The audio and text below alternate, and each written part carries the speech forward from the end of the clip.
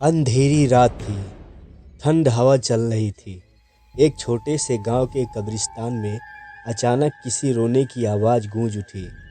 यह आवाज़ किसी जिंदा इंसान की नहीं, बल्कि एक ऐसी रूह की थी जो अभी अभी अपने जिस्म से जुदा हुई थी। वो पुकार रही थी, मुझे अकेला मत छोड़ो, मुझे डर लग रहा है। लेकिन कोई उसे सुन नहीं सकता था। उसके अपने जो कुछ देर पहले उसके गिर्द बैठे हुए थे, अब उसे मिट्टी में दफना कर घर चले गए थे। अब वो बिल्कुल अकेला था, कब्र में, तारीकी में, अजनबी मंजिल की तरफ सफ़र के लिए तैयार था। अस्सलाम वालेकुम रहमतुल्लाहि व बरकातहू। उम्मीद करता हूँ आप सब खैर व बरकत से होंगे। प्यारे दोस्तों, आज की इस वीडियो में हम जानेंगे कि इस्लाम में इंतकाल के बाद मैयत को अकेला छोड़ने से क्यों मना किया गया है।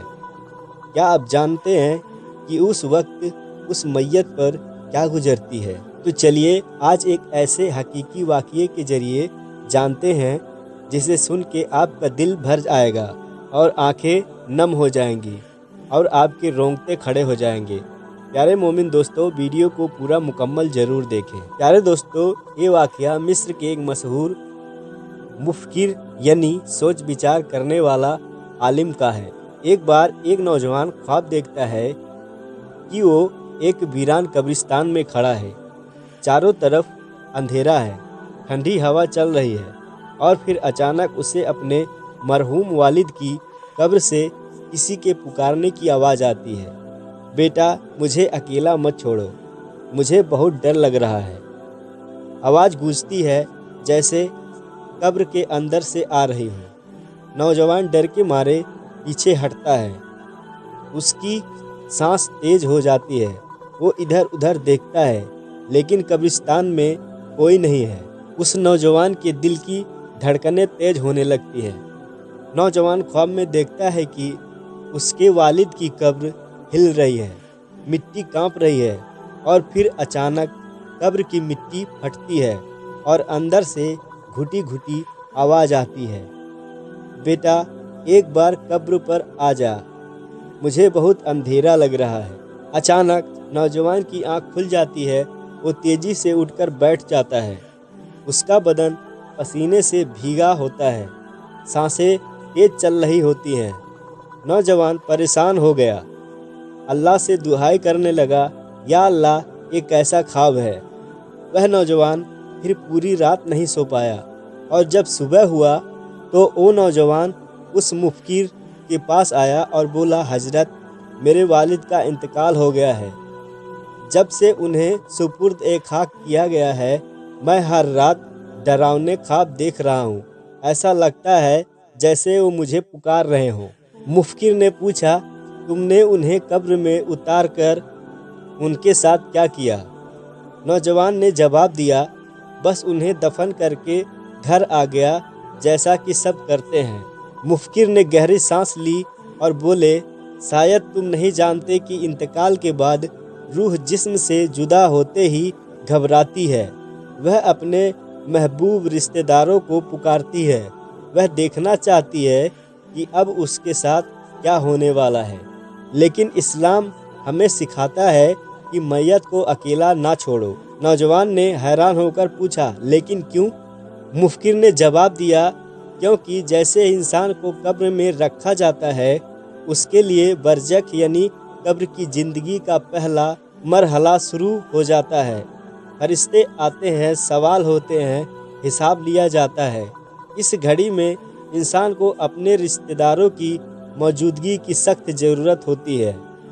अगर कोई ज़िंदा इंसान उसके पास बैठकर कुरान पाक पढ़े, कलमे तैयबा पढ़े या कोई जिक्र करे तो रूह को सुकून मिलता है और अजाब से बचाव की उम्मीद होती है।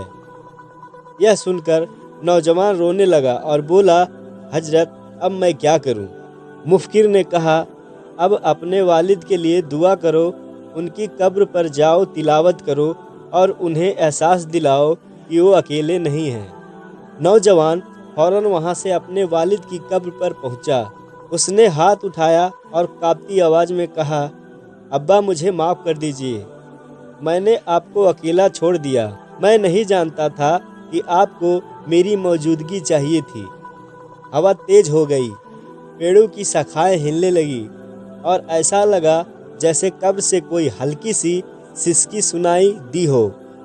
بیٹا، تو نے دیر کر دی۔ نوجوان نے چونک کر ادھر ادھر دیکھا لیکن کوئی نہیں تھا۔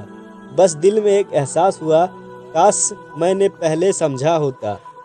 اب وہ ہر روز اپنے والد کی قبر پر آ جاتا، تلاوت کرتا، دعا پڑھتا، لیکن قبر کی مٹی کے نیچے جو حالات تھے انہیں وہ اب نہیں بدل سکتا تھا۔ پیارے دوستو، ویڈیو کی کہانی سے ہمیں یہ پتہ چلتا ہے کہ انتقال ہونے سے لے کر قبر میں دفنانے کے بعد بھی ہمیں کچھ دیر رکنا چاہیے اور تلاوت کرنی چاہیے۔ اور ہمارا اسلام بھی یہی تعلیم کیوں دیتا ہے کہ میت کو دفنانے کے بعد جلدی جلدی مت لوٹو، کم از کم کچھ دیر وہیں بیٹھ کر قرآن کی تلاوت کرو اور اس کے لیے مغفرت کی دعا کرو۔ میت کو اکیلا چھوڑنا صحیح نہیں ہے، اس کے ساتھ تھوڑی دیر رہ کر سورہ یاسین، سورہ ملک یا کوئی بھی دعا پڑھی جائے تو روح کو تسکین ملتی ہے۔ اگر کوئی شخص گھر آ کر بھی دعا کرے تو اس کی دعا قبر میں میت کو پہنچتی ہے۔ اچانک موت ہونے پر میت کی روح اور بھی زیادہ پریشان ہوتی ہے، اس لیے خاص طور پر ایسے مرنے والوں کے لیے زیادہ سے زیادہ استغفار کیا جائے۔ قبر میں جو چلا گیا وہ لوٹ کر نہیں آتا، لیکن اس کی روح تمہاری دعاؤں کی محتاج رہتی ہے۔ آج کسی اپنے کو کھونے سے پہلے سنبھل جاؤ، کیونکہ جب وہ چلا جائے گا تو پچھتاوے کے سوا کچھ نہیں ملے گا۔ پیارے دوستو، ویڈیو میں دی گئی جانکاری اگر پسند آئی ہو تو آگے شیئر ضرور کریں اور ویڈیو کو لائک کریں، چینل کو سبسکرائب کریں، کیونکہ میں جب بھی ویڈیو اپلوڈ کروں تو نوٹیفیکیشن سب سے پہلے آپ کو ملے۔